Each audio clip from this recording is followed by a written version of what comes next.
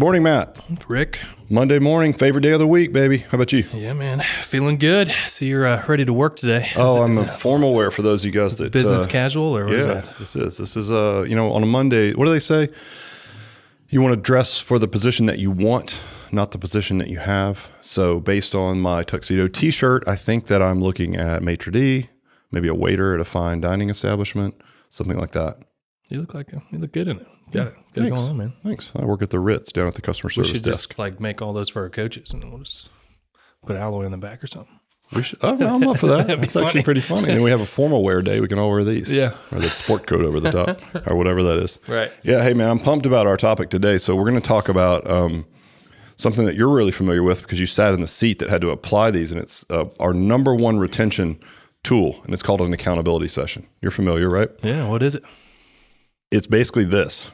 15 minutes sit down, ideally with every client in your gym once a month. Once a month? Okay. Once a month. Now, when I say that, every gym that we talk to has a heart attack. They're like, I can't meet with all my clients once a month. It's going to run my, it will sap all my time. I'm like, well, the reason that Alloy claims and backs up the metric of 97% retention month over month, which by the way is like 17 points better than any other studio model, period, right, is because one of the main reasons is because we do accountability sessions. And all that is pulling someone out of a group setting. I don't care if you're doing a boot camp or whatever. We're training people in personal training, and we still know that it's really effective to pull people out of those sessions and do an accountability session. So it's something that's in our software. We use MindBody. It's scheduled in the software. Clients can schedule it on their own. And it is a 15-minute face-to-face sit-down. And basically what we're covering in that time period is anything that the client needs. What I mean by that is if a client came in with a weight loss goal, what do you think we're talking about in an accountability session? Probably nutrition. Probably nutrition. Probably accountability, right? 95% of the time. Exactly. That, maybe it's an injury, right? So let's talk about the accountability session, 15 minutes set aside. What do we talk about and what things that can come out of those sessions that lead to retention? Because we're claiming, and we know from 28 years in business, it is our number one retention tool, period. Yeah. I mean, it's the time that you get to sit down with the client behind closed doors, and you get to continue to peel back that onion that we've started from the moment they walked in our facility to find out what's going on in their lives. And that's why it literally can go 900 different directions. Yeah. I mean, it's personal training. So it's personal to them. So imagine in the structure of our business, the director of training / general manager for B2B conversations is the person that does all of the selling. Well, in a personal training brand, the selling is getting people to commit to, can we solve their problem? Do they trust us? Right. And can they afford to pay what we need them to get them to where they need to be, right? Period. So once we do that, that relationship has been established with the director of training. We're not having individual coaches sell. We do that to protect our business. You guys remember my story about losing a good deal of my staff in 1998, almost ran me out of business because every coach did their own starting point sessions, which is just another word for what we call an induction session. Right. And they did their own sales. So the relationship started and ended with the coach. Terrible idea. If you want to run a business and run behind a brand and a banner, you want to own the process, then you have one person in your business that can handle the sales. Now, this isn't a giant software company where you can say, okay, well, if I had more salespeople, that would result in more sales, which in a lot of cases is true, right? Just ramp up your sales team. It's that simple. Well, in our business, there's not that many customers coming in a good way. We only need 250, 300 to make really good money if we do it right. So one person can handle this position. We had you and or Joe sitting in that seat for many, many years when we were at 500 plus members. So if in our model of 250 to 300, easy, right? Comparatively. And so selling the new people when they come in, you're establishing that relationship. And then that way you are acting as the de facto coach for everyone in the gym. And when they come back to you for these accountability sessions, you've got notes on them, whether it's in our Alloy app or in MindBody or a combination of the two, what type of membership they have, what their usage is. There's 1,000,001 metrics we can pull to have these discussions in the accountability sessions. So the things that happen in there that are positive for retention are the following. We'll talk about examples, right? So maybe someone, has been coming in and, they've had a detour in their life. COVID hits. They're not coming in as much. They gain some weight. And in their mind, it's pretty easy to sort of get things twisted and think, okay, I need to do something different. Right. When in fact, they're not even doing the very thing that was prescribed for them to do in the first place. So imagine sitting down with someone in an accountability session and you are essentially talking them off the ledge because they're saying, well, I don't really know, I mean, my eating's been okay, but I think I'm just gonna try something different. I'm gonna go and do this. Well, it's your opportunity. Talk about a retention tool. It's your opportunity to say, wait. Right. Like, I've got you scheduled for this many, like you committed to me that you're going to come 2 to 3 days a week. You're averaging 6 times a month. So it's not that this isn't working for you. It's that you aren't working it, right? The system works. You're just not working the system. I need you to get here more often. And so you kind of create this temporary plan of attack. Remember, we're trying to meet with them every 30 days. So you would say something like, well, listen, here's what we're going to do. I'm going to weigh you in. How many grams of protein are you getting per day? Remember we originally talked about it? You want to get a gram per pound of desired body weight? Yeah. I remember that. Okay. Well, are you doing that? Well, I mean, I guess maybe. Are you? I don't think so. So let's do this. We're going to have you track nutrition for the next week and make sure you're on track. We can do that right through the app. I'll show you how to do it before you leave.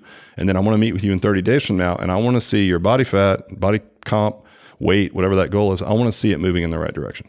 It's literally just that. Right. 99% of the time. Right. Or, so you saved a member because maybe they were thinking about going into a different brand, right? We've talked about the ability to do almost a pre-meeting with someone who might have a medical issue. So again, our price threshold pushes us a little older in the age bracket. People come in, they have orthopedic issues. Most of our clients are very active. They're like A players, right? Meaning they're entrepreneurs and they're executives and they make a lot of money and they can do adventure travel and they like to golf and bike and do all these things. Well, you're going to get dinged up. It's just part of it. So if someone plays 2 games of golf back to back on a weekend and their back is sore, would you rather give up golf if you're a golfer or would you rather give up your workout? They're probably going to give up the workout. Probably going to give up the workout. So they're going to come in and say, oh, my back's been a little sore. Right. I'm not really sure. Right? It's just your chance to say, wait. Listen, you were supposed to go and see Joel, our physical therapist, as an example. Before you go, let me tell you what he's more than likely going to say, right? Or my knee's been really sore. I'm going to go get an MRI. It's like, okay, great opportunity to sit down with them in a face-to-face meeting and talk about more than likely the advice that they're going to get from an orthopedist, which is not going to be very up-to-date exercise science related information, right? Yeah, and they're not going to. The best knee surgeon's probably 75 years old because he's done a million of them, right? And he's going to be like, you don't need to do any more squats. And it's like, well, how are you going to get in and out of your car, right? Like he's thinking heavy barbell squats. So you can prep them for that meeting. And then you say, listen, when you get your results, let's set up another time to sit down. Let's go over those results. Yeah, you were right. The doctor told me never to squat again. Okay, we get it. Here's what he means, right? Well, here's how we're going to tweak your program and keep you moving forward. Because again, that in the age bracket that we're working with is an easy out for people, right? Right. Oh, my doctor said I can't work out anymore. It's like, well, that's ridiculous. Yeah, most people don't want to work out. They're looking for excuse, Yeah, I mean, to be blunt, you're absolutely right. And so, okay, we can talk them off the ledge there. Also, if someone is, let's say they're underutilizing, like what we talked about before. So I've got a great story about that. So at one point in time, we made the mistake of selling small group personal training in groups of 2 to 6, and we were selling it as an unlimited.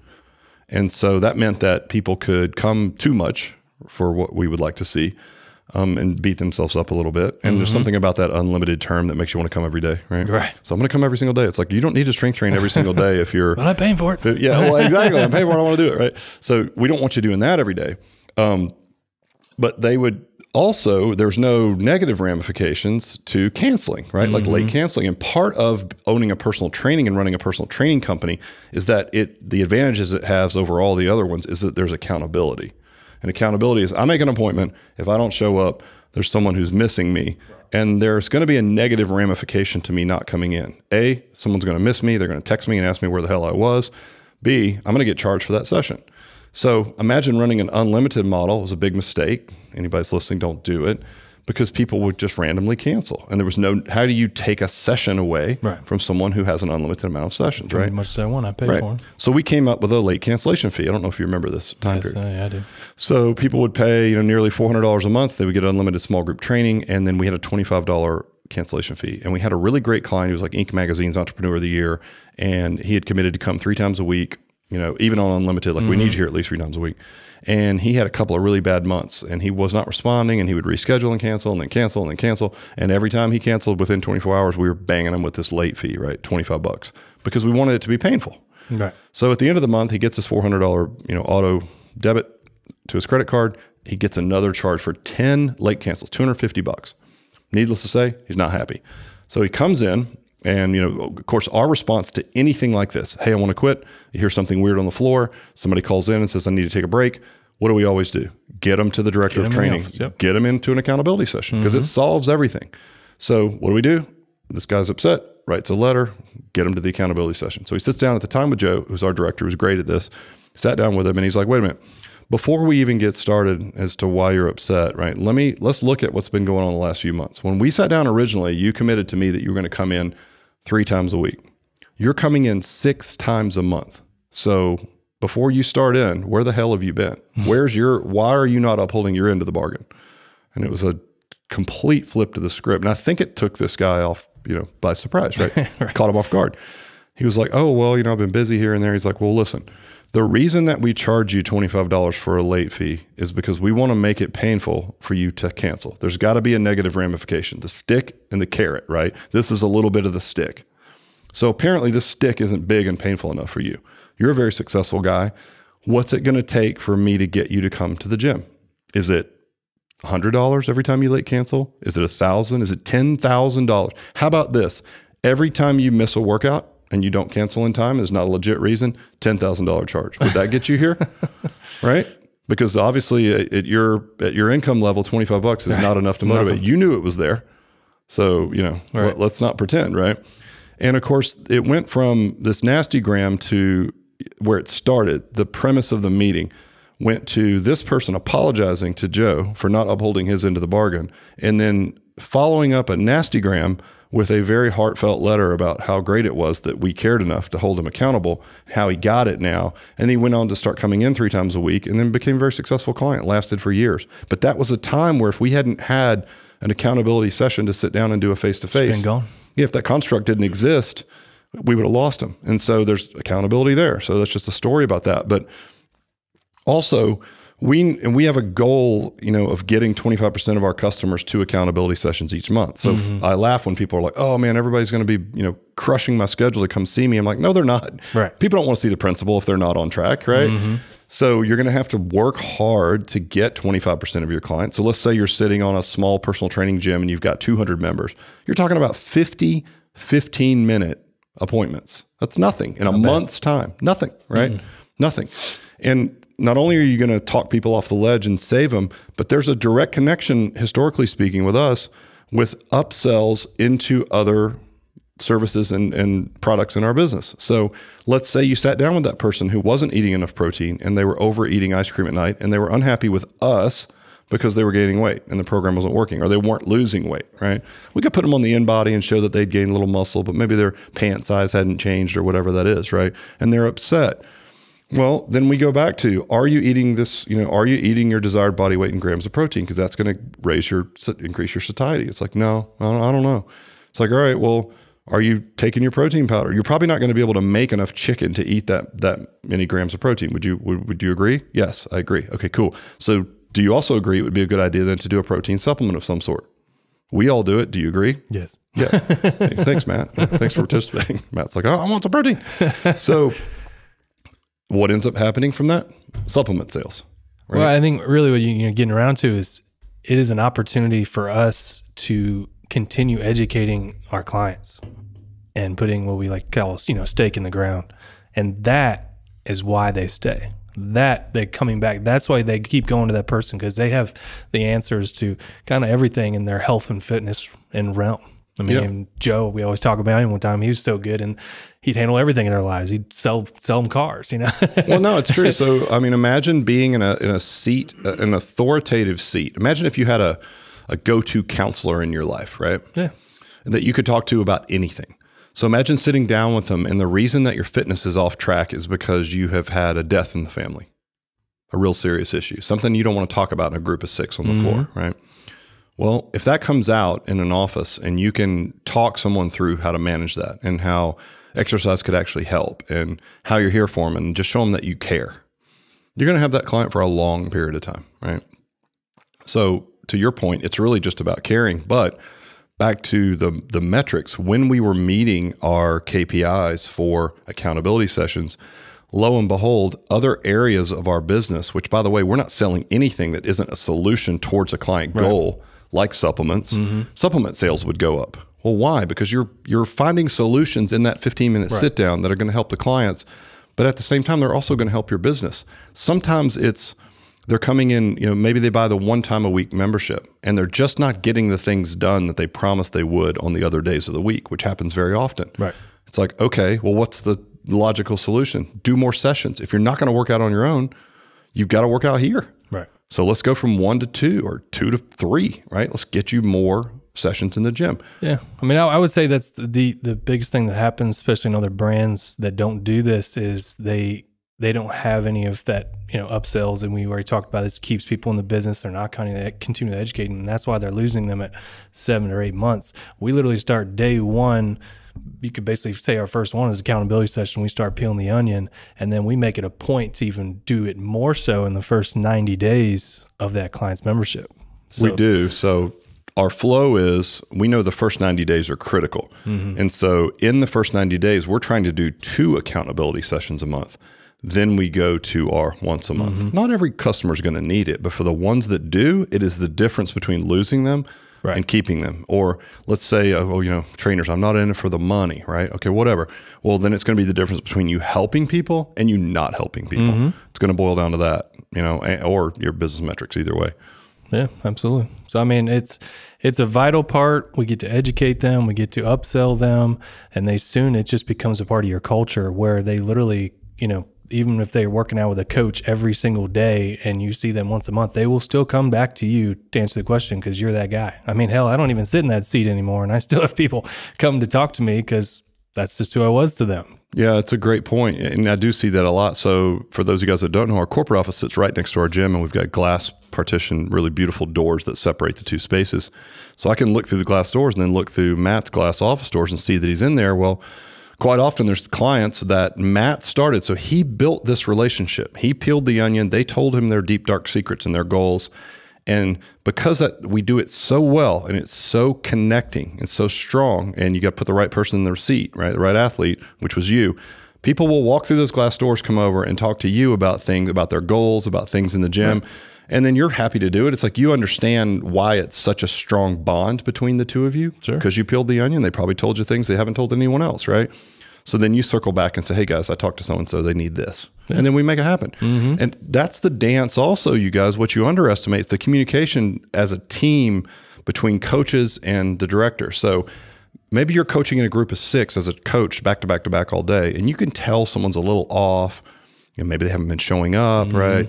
Maybe their energy's a little off, or they've got a nagging injury and you can tell they're frustrated with it. You can say to that person, listen, why don't I get you in to sit down with Matt? Just go sit down with him. Let's talk about it. Yep. Well, it's not that you couldn't do it. You just don't have the time, and it's not really your role, but you're still you're a cog in the wheel, right? Just like everyone else on our team. So you give them that directive. You walk them to the desk. Hannah books them for the accountability session, or they book it online, whatever. And then that coach then goes to Matt, our director, and says, hi, Matt. Listen, I was talking to Susie Q. She's been really down and out. She's got this knee problem, and she has this friend that also had it. And she's like, oh, don't work out. And, she's gotten a little sideways. So I'm just giving you a heads up. Like, all right, great. Don't worry. I'll set her straight. Right. Then Rodney or Matt or whoever's in that seat, they meet with them. They already have the inside information.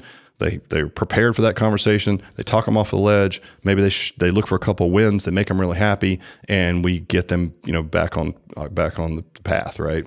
Pointed north again. And then they come out, and the person leaves, and then the director communicates to the coach. Great, I talked to her. I told her exactly what you wanted me to say, and everything's fine. They're like, great, cool. I always equate that to like, if you're a trainer and you're telling your client something that you've had for a long time, it's a little bit like you telling your kids something. And then somebody else tells them the same thing, and they're like, oh, like I've never heard it before. Right. It's frustrating, right? But that's the dance between like coaches and directors, and how you can work together to make sure that you get your clients to where they need to be. So it's a very, very simple structure. Accountability sessions, try to hit them once a month, 15 minutes. But if you do it, you can see it can lead to more sales in your business. It's certainly going to lead to retention. I would say it's the biggest factor for us. And certainly if you're a personal training brand, it really speaks to personal training. Yeah. Well, I mean, it's so, if you're not doing this or need help with this, sit down, figure out, what your solutions typically are. It's typically going to be around what nutrition, how about protein supplements, things like that. And just, it takes practice. I wasn't good in my first one. I think my first one, Joel always laughs because it lasted like 3 minutes. Person walked in, then they walked out. I'm like, all right. Is that all you needed? Yeah. So, it just takes practice. Can you speak to like what happens if you don't do these, like in a client's kind of mind? Well, they just lose connection. Like they might forget why they're coming in. They don't remember the original prescription and the whys 3 months ago while they were coming in here. They don't understand what we're trying to accomplish and why. They don't know that there's a bigger plan behind the scenes that keeps them in mind. They don't know that we're measuring and tracking when they come in. They forget all of that, right? And it's very easy to do that because fitness is an up and down journey.